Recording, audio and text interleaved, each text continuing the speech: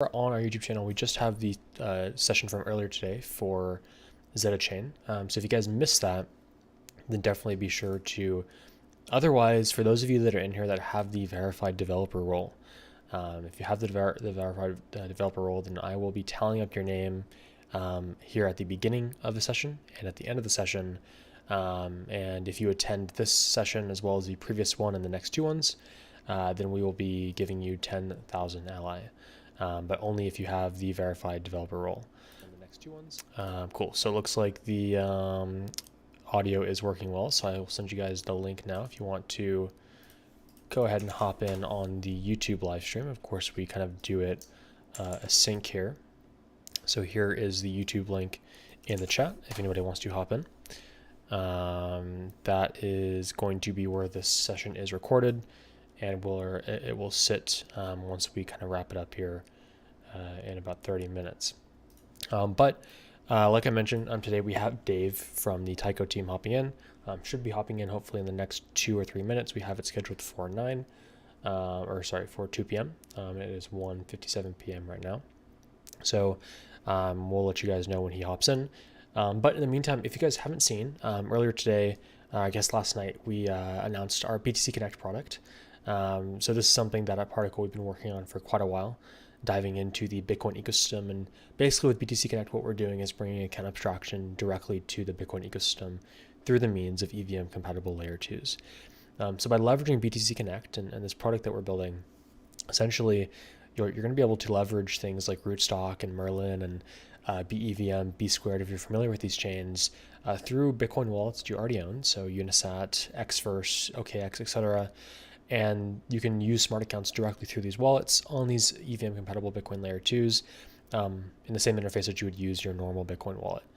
So we're using these Bitcoin accounts as signers for account abstraction smart accounts on these Bitcoin layer 2s. So it's a big step forward for the Bitcoin ecosystem, introducing account abstraction directly to these applications and kind of allowing developers to take advantage of the full depth of ERC-457. So now within Bitcoin, you can do things like gaseous transactions, pop-up transactions, batch transactions through the means of Bitcoin layer 2s. So a lot of really cool stuff happening there. We actually just announced it probably over the past 7 or 8 hours.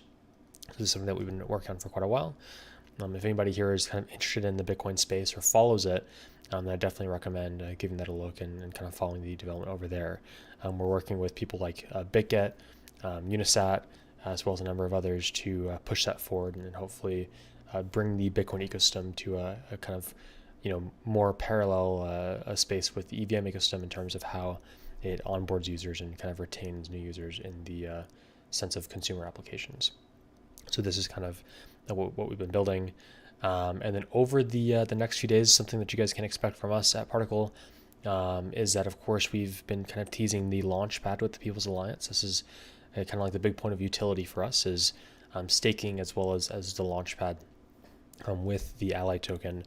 Moving forward over the next week or so, we'll be providing more information on what this looks like, the specifics of how you can start staking your Ally, participate in the launch pad, and earn some rewards in doing so. So that should be live over the next, I would say 7 days or something like that, where you guys can learn more about that and kind of walk through the process of leveraging our People's Alliance, the People's Launchpad, to stake the Ally that you have already earned or minted through the current campaign.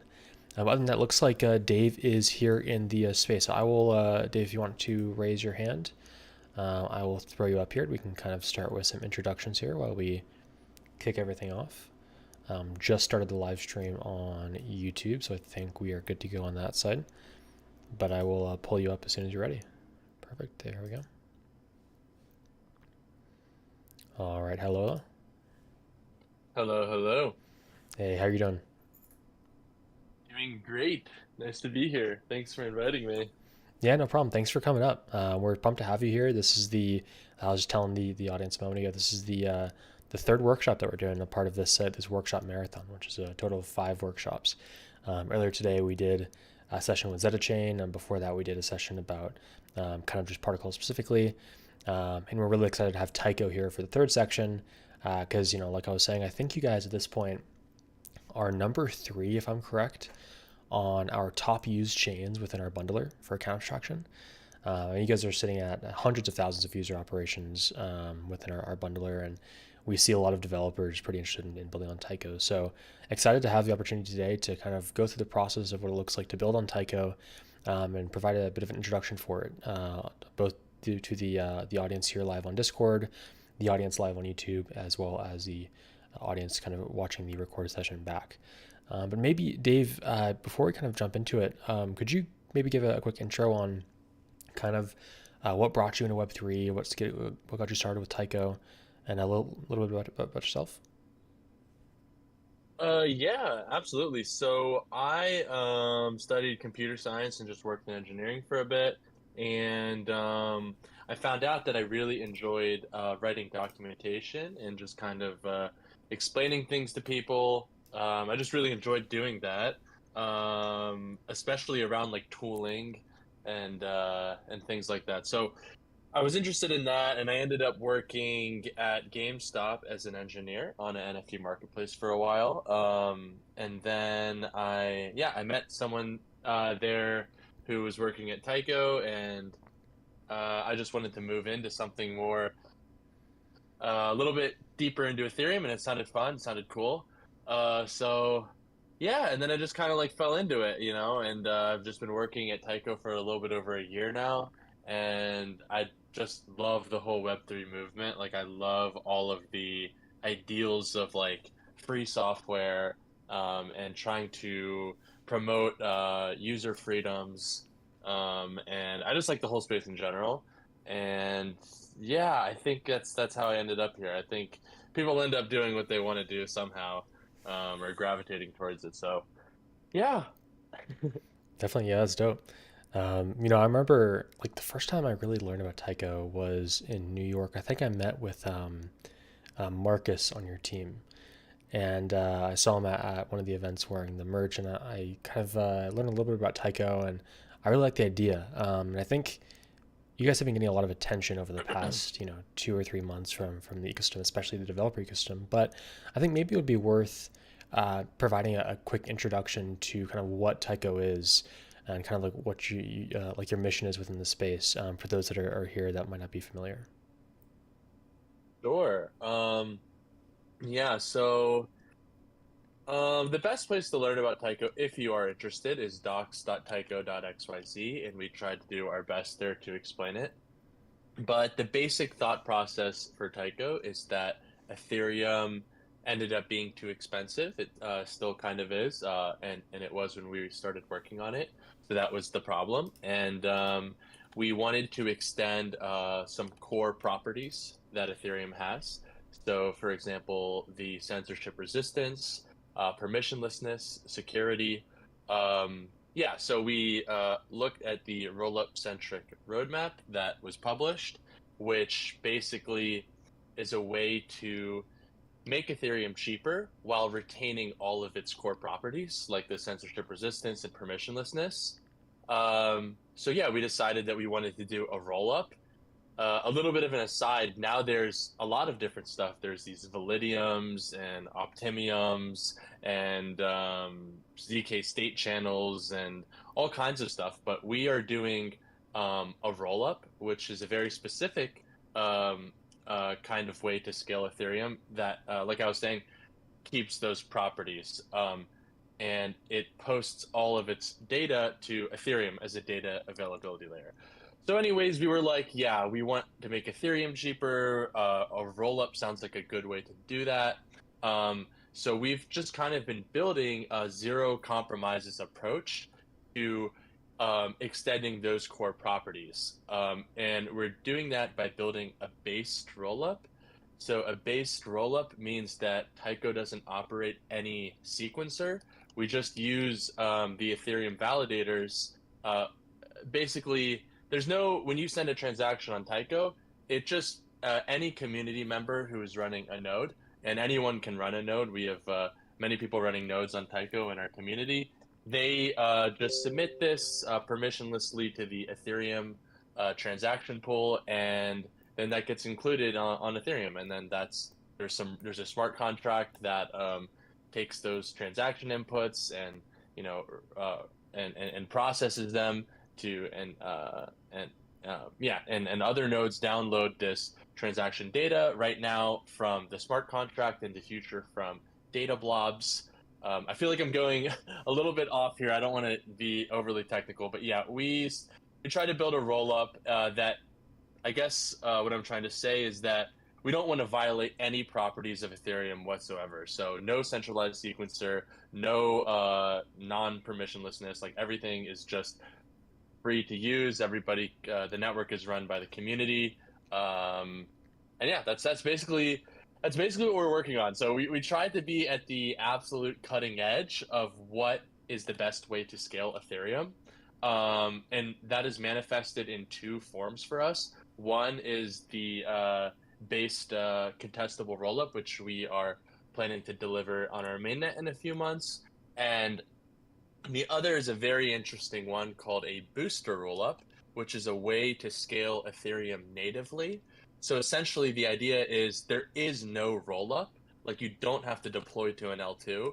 You just deploy to L1 Ethereum, and a booster rollup can scale Ethereum L1 itself. So it's kind of interesting because I think anyone who's worked as a DevRel in the rollup space has kind of known that there's this issue where you have all of these rollups and it's great, but they all create their own walled ecosystem where you have to deploy your apps to them, you have to deploy all these integrations, you have to make sure that you have all of these things in your ecosystem. So there is an idea floating around where you can just not do that and you can just scale Ethereum directly. So we're also working on that. Makes sense. Yeah, I mean, the rollup landscape today is definitely pretty populated, but I think like one of the, I mean, obviously like some of the main issues are those lack of like points of equivalency. So yeah, I mean, you have like the centralized sequencers. I mean, these are often one of the kind of biggest points of friction for a lot of rollups today. And then this idea of scaling Ethereum directly and preventing or reducing the amount of application like wallet fragmentation and whatnot. This is also really interesting. So yeah, I think that you guys are definitely on the right track. And of course, when it comes to this idea of building applications that are scalable and that can just like serve consumers, which is of course kind of like what we're trying to enable at Particle in some capacity and what most people are trying to build towards. I think that Taiko is a really good kind of a contestant in terms of the blockchain to do that in some capacity, especially because of those intrinsic qualities that you talked about. And I know that you mentioned data blobs, which I'm always excited for once that goes through and kind of pushes the boundaries even a little bit further. But yeah, I mean, maybe now that kind of we understand the basics of Taiko and kind of the importance of what you guys are building here, the role it has within the ecosystem, maybe I'll kind of give the floor to you, Dave, if you want to kind of start running into maybe a quick intro on what it's like to build on Taiko, what you had in mind for the session. Then you'll have maybe 25 minutes, 30 minutes to do so, however long you need. And then after that, we can kind of go through a recap and take some questions and kind of go from there, if that works for you. Okay, cool. Yeah, I'm wondering if I can actually just start with a question about Particle, because I was on the website and I see that it's saying this intent-centric modular access layer. So I was just kind of curious if you could quickly share a little bit about um, what Particle has to do with intents, because I wasn't familiar with that, and I'm just kind of curious on the interplay that it has with like based rollups, because I just find that interesting. So I'm curious if you could just quickly share about it, and then yeah, we can go into some other stuff. For sure, yeah. Intents are a really, really interesting kind of vertical that we've been investing a lot of time into over the past, 6 or 7 months. Because, like, at the center of our tech stack, kind of similar to what you guys want, is that we want to, I mean, not like on the actual scalability side, but we want to scale EVM to a greater number of users, really, and we want most importantly, we want users to be able to onboard into Web3 and have a cohesive experience that feels accessible. And today that doesn't really exist. Our flagship product is wallet as a service, so social logins. And it's great when a user logs in with their social account and their Google and they have a wallet they can use. But there's still a lot of friction that exists and that stands in the way of that user actually having a natural experience, right? One of those points of friction, of course, is on the blockchain level, right? How is it inexpensive to use? Is it cheap to use? Is it fast? Is it slow? What are the limitations of that specific blockchain? So that's like one point that I think, of course, organizations like you guys are definitely solving. On our side, one thing that we recognized as a major point of friction that users face after that initial onboarding process, so after they're now in a wallet, which that friction has effectively been removed. For a long time, you had to go through MetaMask and other kind of core components that were a little bit difficult to work with. But today, I mean, you can really just sign in with Google and you have an account that you can start using, which is great. But still, with like the current landscape in Web3, we expect users to kind of do two things. Number one, we expect users to know exactly what they want to do, right? And know exactly how to get to that point. So like they, for example, users might think, I want to swap this, and then I want to swap to this, and then I want to bridge here, and then do this. And like really the only people that can like, think of this type of path and know exactly step by step what they want to do on chain are people that know about these things and that are knowledgeable. So when we think about scaling Web3 into a consumer audience, we can't expect everybody to learn kind of the technical terms and the specific, like how different components of Web3 interact with each other and how you can achieve a complex task, because it does require complex knowledge at the end of the day. In the case of Web2, this isn't really the case because all of the complexity has been effectively abstracted away. So you can achieve a goal relatively simply in Web2 now. But in Web3 still, even if you want to do something relatively simple, often it is something that requires specialized knowledge, or something that most people wouldn't have. So this is where intents come in, because right now everything that you do is based on transactions. So if I have a 50 Matic on Polygon, for example, and I want an NFT on base that costs 20 Matic, right?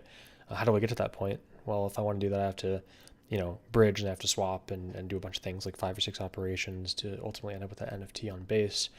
But there's an easier way to do this, which is, a user knows roughly what they want at the end goal, right? They know that I want this NFT on base. I have this amount of money. I don't know how to get there. Just do it for me, right?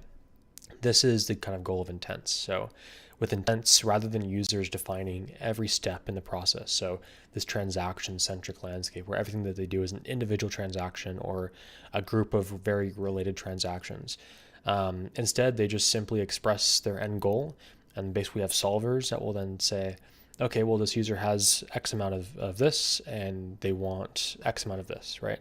How do we get them to that point? And then it'll basically come up with, every transaction that needs to happen to get them there, from that point A to point B, and then execute it for them.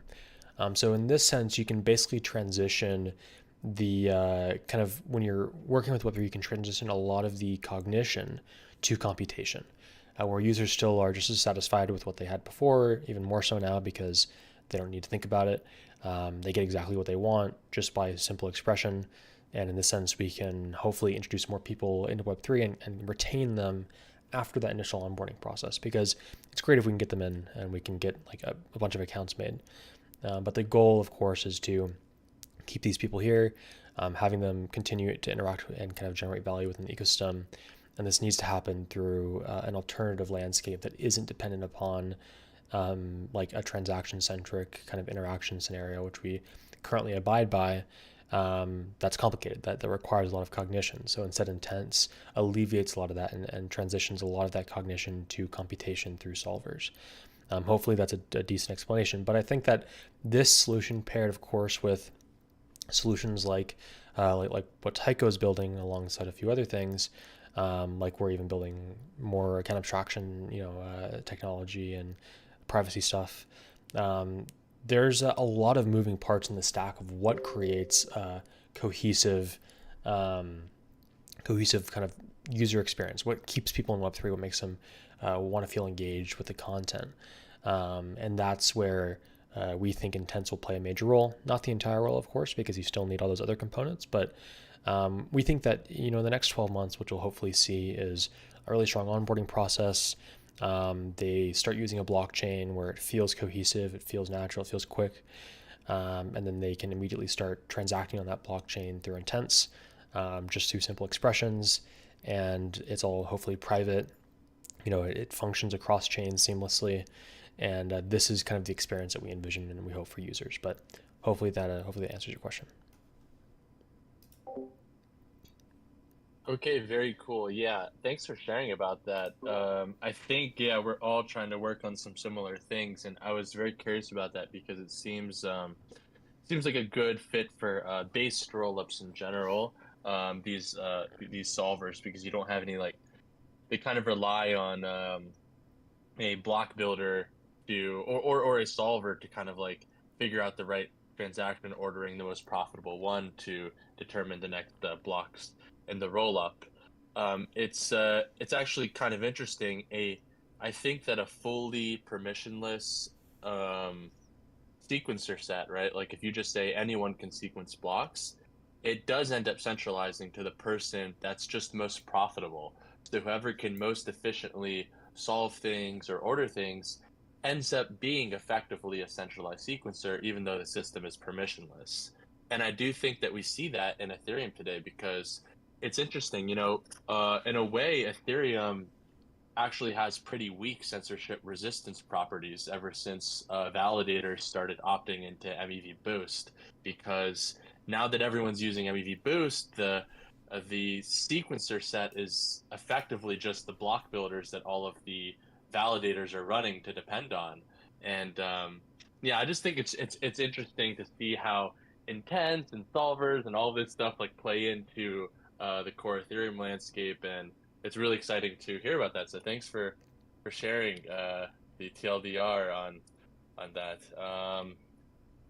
Yeah. So in terms of a workshop, how does this work exactly? I mean, I have a couple of things up. Like I have like my terminal and command line and stuff. I was kind of thinking of doing a little bit more of like a free flow thing, but is it uh is it kind of like a more of a chatting, talking kind of thing, or a screen share kind of a thing, or Yeah, how has it been going so far? yeah. So far, I mean, it's kind of up to you. We have a good chunk of audience members here, both on YouTube and on Discord, and I think like probably the best way to format this from your side would be anything that you think would be valuable to know.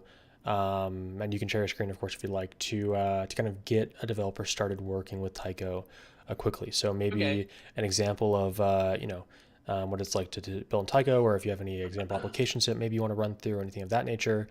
Something that we Sure. can have developers reference as they start to build with Taiko, especially with Particle. Okay, sounds good. Yeah, I will. I guess share my screen. Let me see here. I think you should have permission. I Uh, gave you a special role before this. all right. Let me know if it's working. Um, yeah, I'm just closing all my porn tabs. That's usually how it goes. Just kidding. It says I can't share. Let me see here. You might. We had Um, our speaker earlier today. You might have to close it out, then hop back in potentially. Um, okay, let me try that. I'll be right back. sure, no problem. All right. While we are waiting, for those that are in here, I'm going to take a quick screenshot of our current audience list, um, just so we can kind of have this set. Of course, for those of you that have the verified developer role, I'll be marking your name down. Perfect. I think he is back here, so should be good to go on that.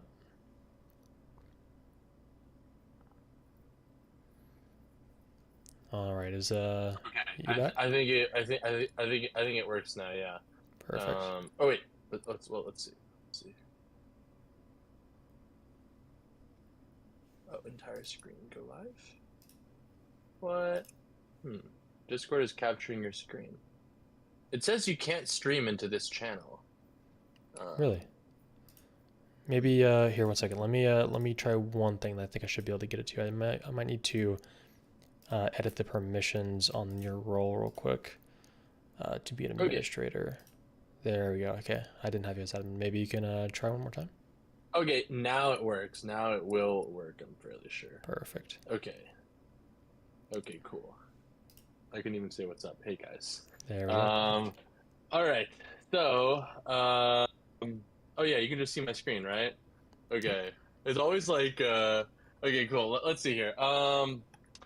So what do we want to chat about here? First, I guess like I just to give more intro to Taiko, like I was very interested about what you had to say in terms of like trying to like solve like UX problems, and I really think that these booster rollups are something cool to think about as a developer in the future, especially if you're trying to invest in a platform for the long run. Um, I've always kind of had this view that like you should just invest in Ethereum itself, and with things like booster rollups, and I believe Nil is also working on a solution for this called ZK Sharding. You just needed to develop your application on Ethereum L1, and you don't need to deploy it to any L2s. So it's just yeah, I think it's an interesting idea for future application development. Um, One way that I think that this could end up looking is if you've ever used like Uniswap with like that Flashbots Protect RPC. I'm not sure if people have used that before, but essentially you can use like that RPC to protect you in the mempool from getting like your swap sandwiched. And if you use that RPC, it's like to a user you're just using Ethereum, right? I mean, like, what does it mean to use Ethereum? When you connect to Ethereum and MetaMask, you're just connecting to an inferior RPC, right? Or like if you're connecting via particle, you might be connecting to like their intense network, or you connect with flashbots protect. Like you're always connecting to some RPC provider or some node.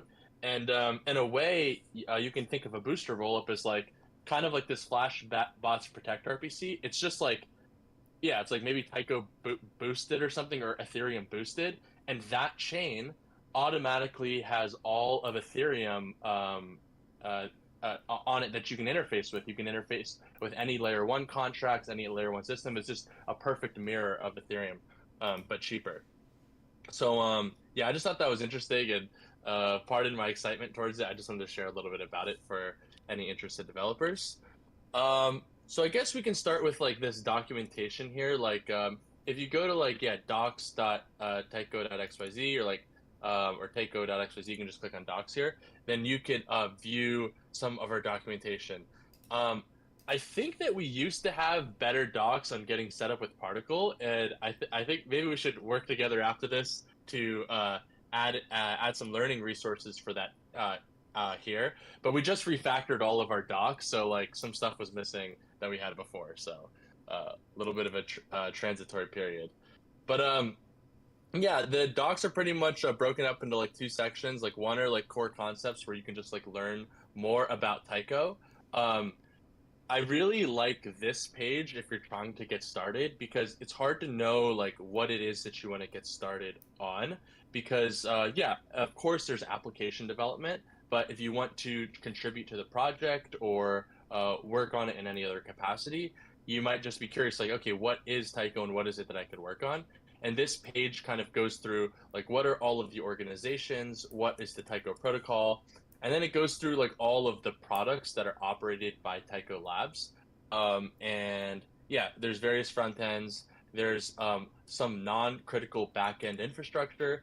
I say non-critical here because um, the community could run any of this. Um, the only thing that's, I guess, critical is this roll-up contracts. And yeah, there's all this open source software. The one critical piece would be this roll-up contracts owner. Basically, at the moment, this is a single address that has the authoritative power to upgrade the roll-up smart contract. And this is eventually going to be migrated out to a DAO at mainnet, like some multi-sig. So yeah, that's just a little bit of an overview of like what Taiko is from like a declarative point of view. This addresses page also shows like okay, these are all of the smart contracts that you can look up. So yeah, I find these sections the most very helpful as well. Like we have these API references. So we have a the bridge relayer API. This basically is a service that we just run for the community to process bridge transactions. You can process bridging by yourself, but this is just a service, and we have APIs for several other surfaces here. This is the like event indexer. We index some events that happen on Taiko. This prover server API is like quite interesting. Basically, anybody can prove blocks on Taiko. Um, by running a Taiko node, you can run a prover, and by running a prover, you can actually sell your service to the open market that you are willing to provide proofs. And basically, block proposers, which are also just community members that can run Taiko nodes, are able to procure um, these um, these bonds from provers that are willing to prove blocks. So yeah, and then finally we have this Taiko node API. I think this is in some ways the most interesting if you're trying to look at like what does Ethereum equivalence mean? Because Ethereum fundamentally is a node. It's a piece of software that you're interfacing with, and you can see the execution client API here. I think Ethereum org or something hosts this, but there's other interfaces too. And yeah, you can investigate this page and look at some of the different APIs that we have. We also have this. There's also this engine API spec, which we use to basically. We have an Ethereum node is usually an execution client and a consensus client. We basically just rip out the consensus client and insert something called a Taiko client, and that Taiko client downloads blocks from the L1 from Ethereum and inserts it into the execution client. So we just reuse the engine API. So yeah, all of the API surfaces, if you're interested in client development, are pretty much the same abstractions that you would get if you were working on Ethereum itself. Um, so yeah, those are the main APIs. These are the different references and configurations. And yeah, hopefully it's pretty clear that you're able to find out whatever it is that you want to do or you want to build. Hopefully the docs can guide you there. We also have several guides that are related to setting up your wallet, receiving different tokens. Currently, you were deployed on the Holsky testnet. Um, how to bridge, swap tokens. We have a fork of a Uniswap deployed that you can use. Is this link like dead? That's a geek. Okay, no, it just took a while to load. Yeah, so we have a fork of Uniswap here. Whoops.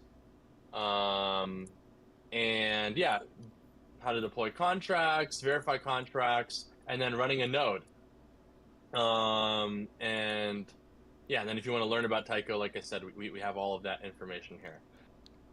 Okay, so that being said, yeah, TLDR, like there's a lot of stuff on the docs, and hopefully if you're interested in this kind of stuff, you can find what it is that you want. Otherwise, just like hop in our Discord and ask, and we're happy to help. Um, I think one other thing that I want to share that is related to running a Taiko node is a tool that I recently started developing, which is called like STN. So yeah, basically you can just install this with a single command and on for any platform like this. So Windows, Linux, Mac, whatever. And then basically this command. Actually, I'm just gonna.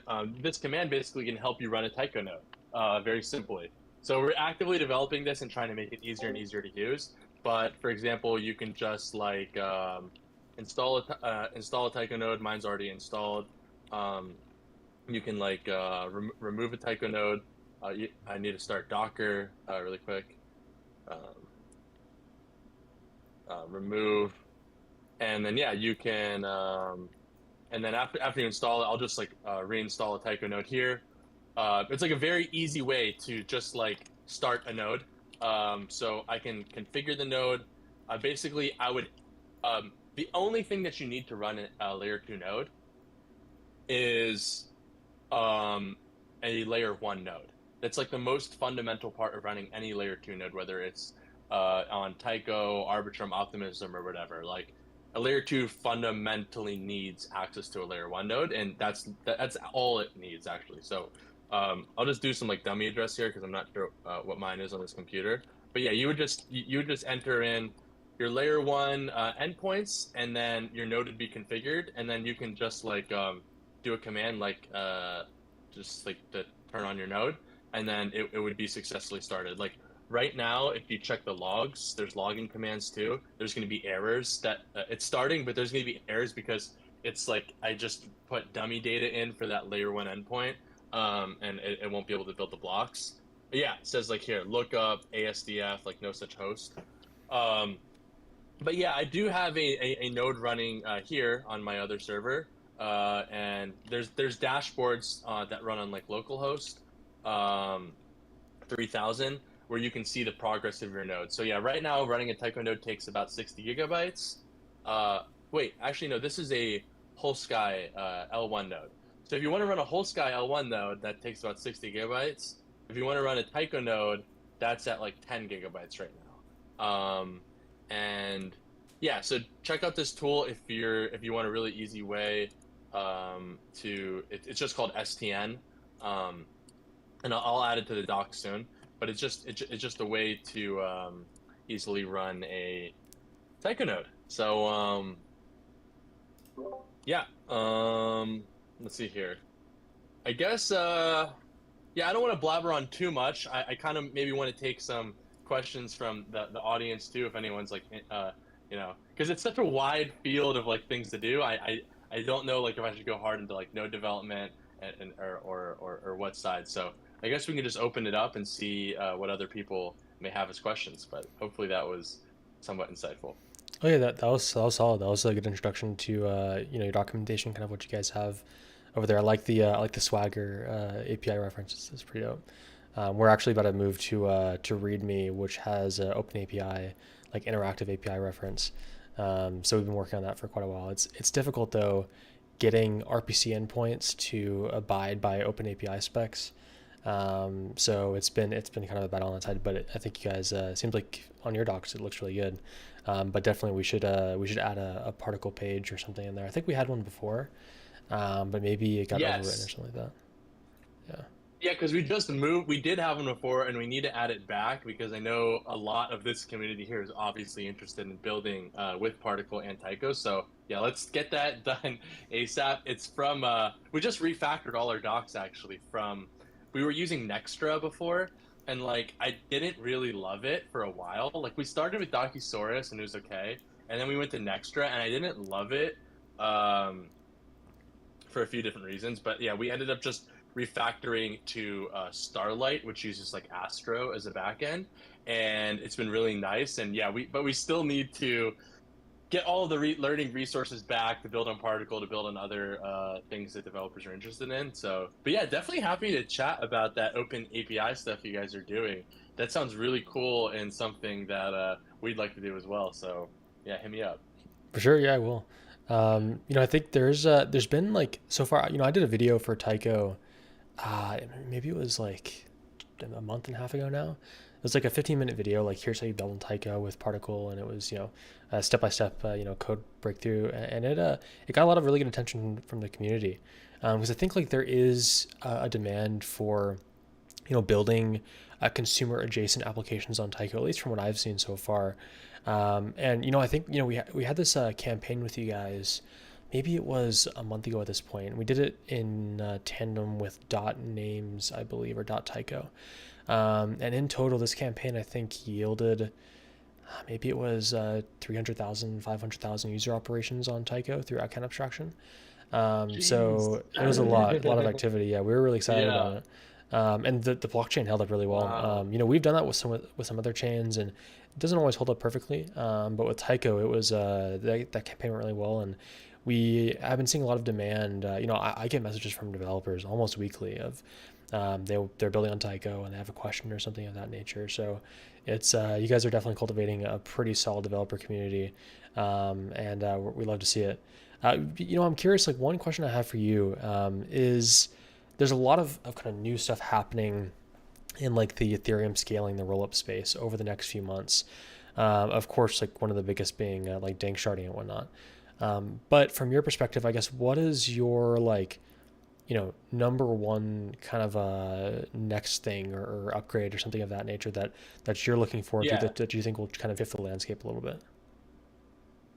So so the number one thing I'm looking forward to is the booster roll thing that I talked about. I think it's so freaking crazy. It's literally it's as magical as it sounds if we can achieve it. There's no deploying. Like it's just okay. It's almost like Ethereum just like works. Like okay, Ethereum's just cheaper. We didn't need to do L2s or rollups or anything. Like it's so to me that's such a paradigm shift, and I really am excited about that. So we have some really smart people working on it, and I'm just really excited to see that. That's the big one. Um, but it's also must be said that that's very early research, and we don't know how a lot of things shake out. You never know.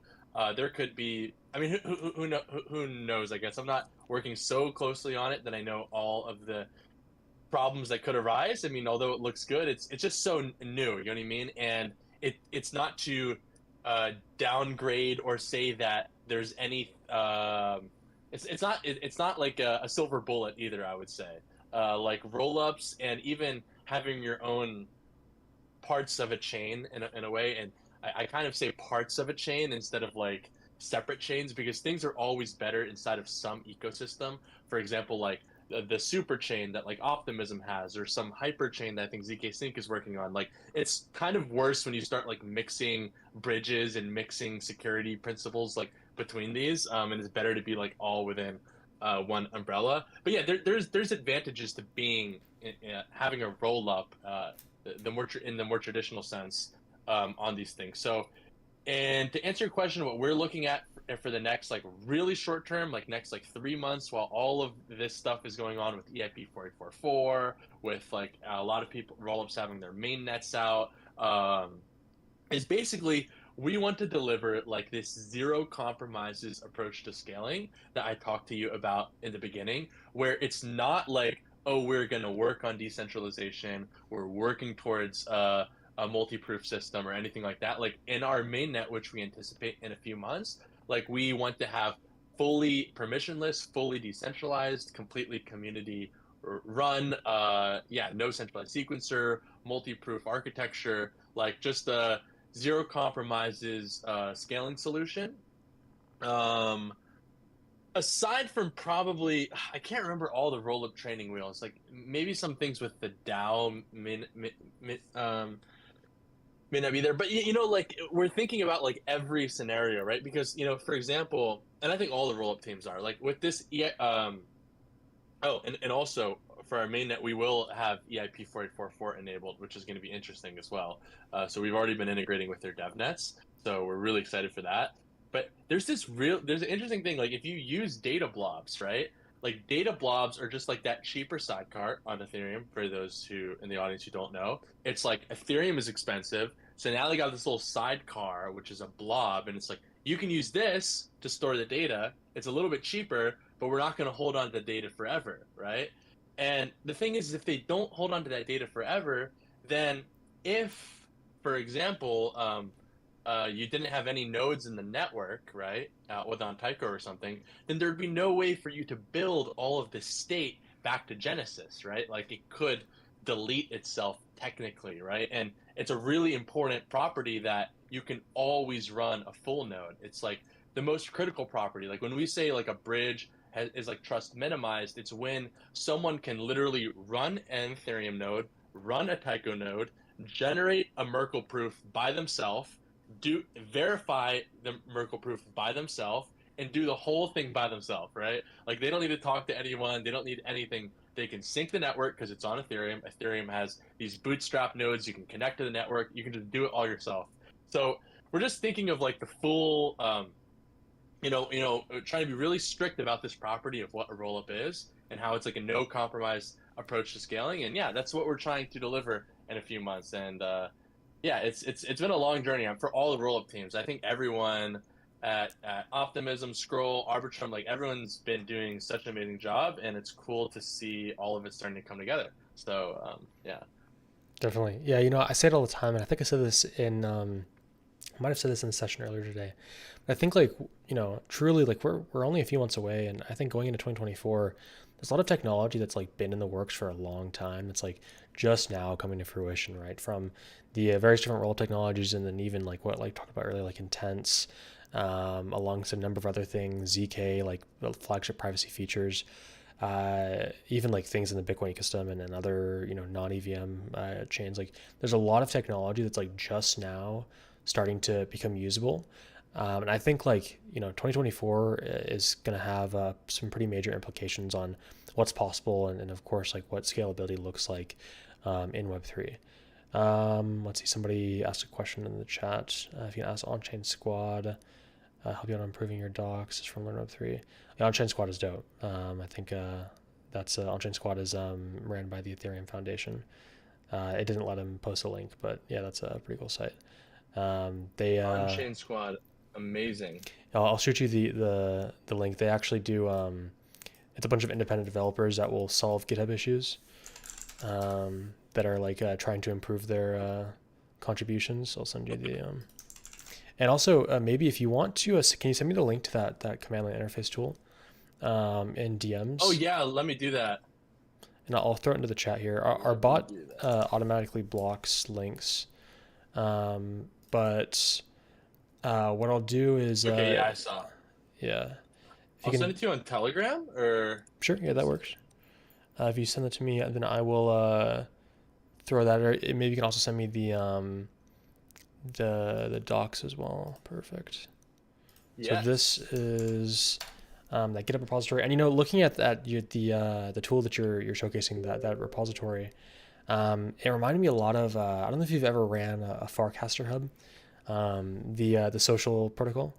But they have a command line interface tool that is very similar to that, where it's like they figured out this way and they crush it with this. And I love doing this when I was kind of messing around with that way back when it was still permissioned. But it was basically you could run a Farcaster hub with like one command. It would set it all up on your system for you, immediately register. All you needed was I think it was a Gorilla and a Sepolia node or something like that. You just defined it and then it did everything else for you, and that was a really good experience. And then it even set up like Grafana and everything for you. So that was super cool. And the tool that you showcased reminded me a little bit of that. And I think that's what we need. If you want that like acquisition of everybody can run a full node, like you need that level of developer experience ultimately.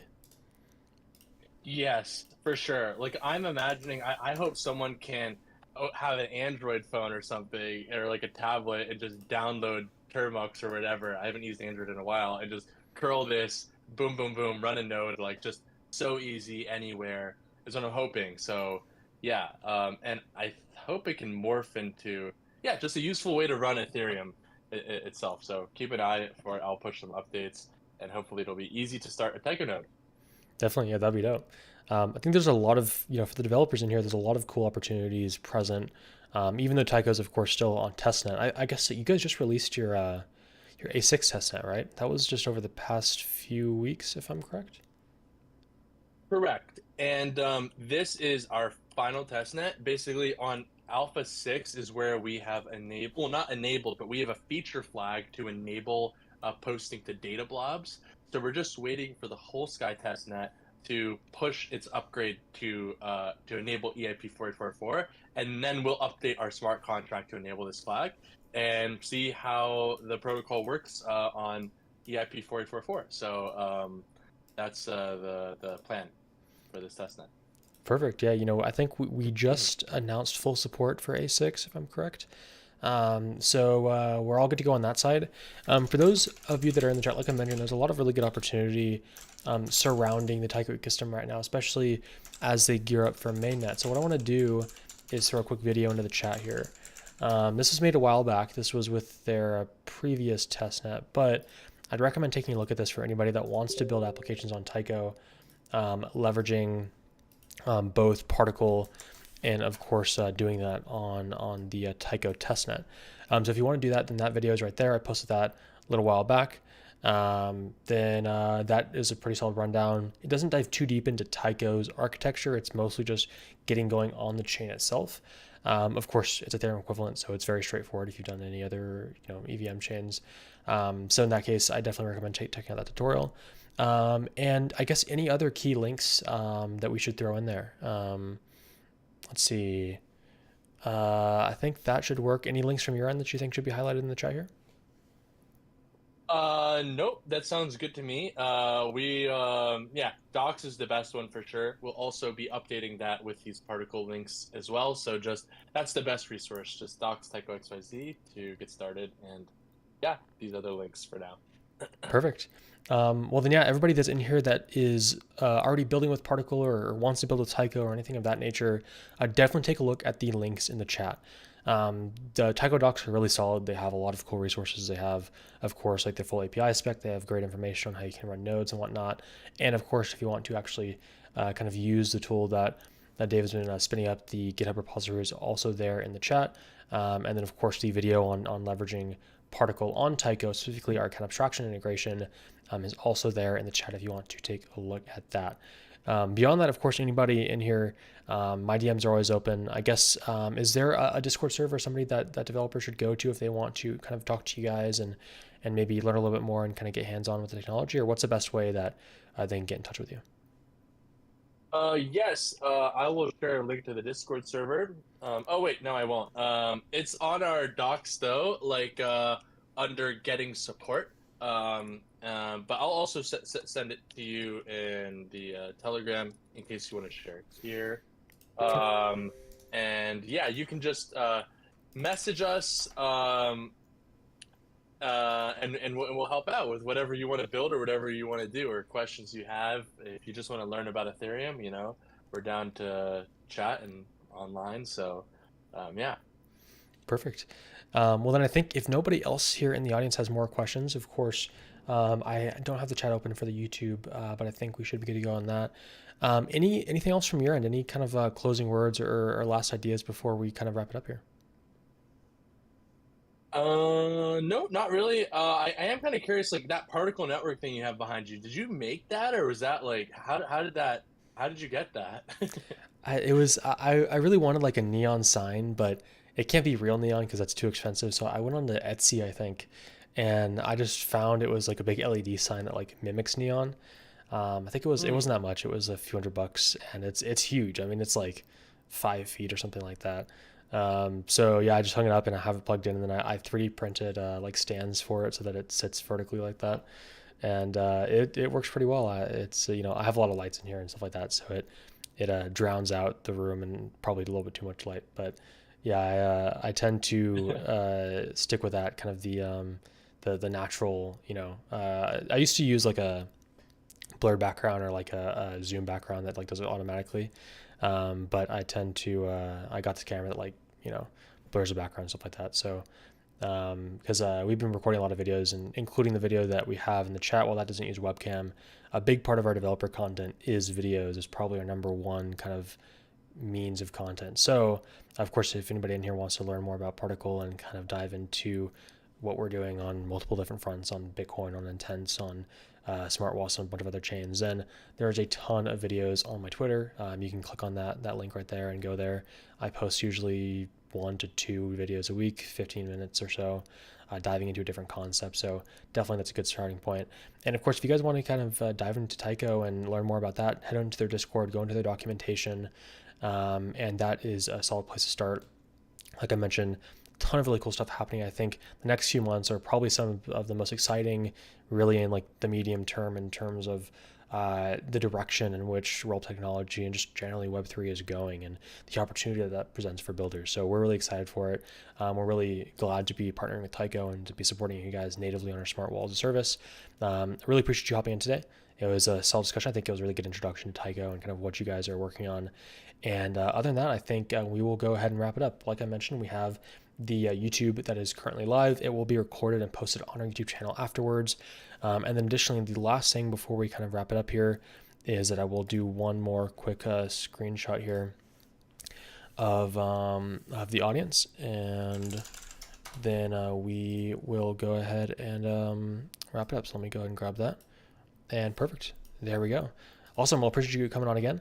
And I think that is about it today. For everybody in the chat, we will have our next session tomorrow morning with Biconomy, and then we'll have Alchemy after that. So Dave, once again, thank you for hopping in, and I think that is about it. Okay. Thanks for having me. All right. See ya. Thanks, man. Bye.